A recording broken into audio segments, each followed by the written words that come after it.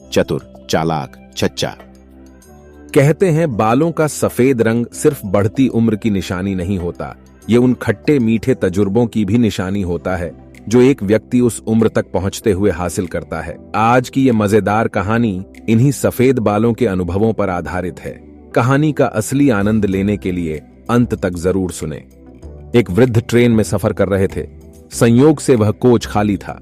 तभी 8-10 लड़के उस कोच में आए और बैठकर मस्ती करने लगे।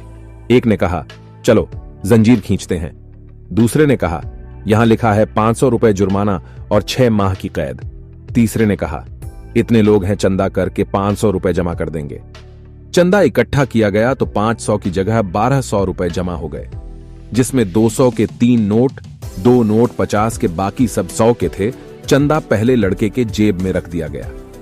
तीसरे ने कहा, जंजीर खींचते हैं, अगर कोई पूछता है तो कह देंगे बूढ़े ने खींचा है, पैसे भी नहीं देने पड़ेंगे। तब पास ही बैठे वो वृद्ध उनकी सारी हरकतें देख और सुन रहे थे।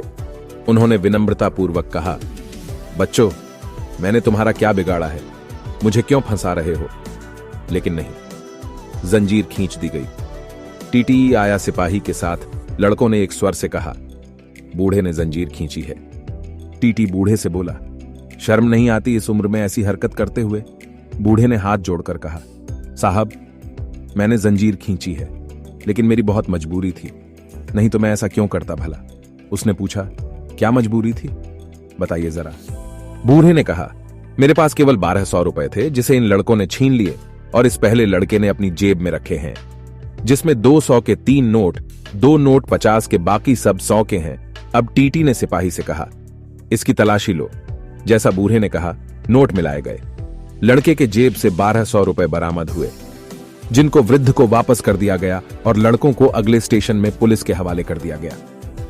पुलिस के साथ जाते समय लड़के ने वृद्ध की ओर घूर के देखा तो वृद्ध ने सफेद दाढ़ी पर हाथ फेरते हुए कहा, बेटा, ये बाल यूं ही सफेद नहीं हुए हैं, समझे? कहानी अच्छी लगी हो तो लाइक करें, शेयर करें, कहानी के बारे में अपने विचार कमेंट करें और चैनल को सब्सक्राइब करना ना भूलें। धन्यवाद।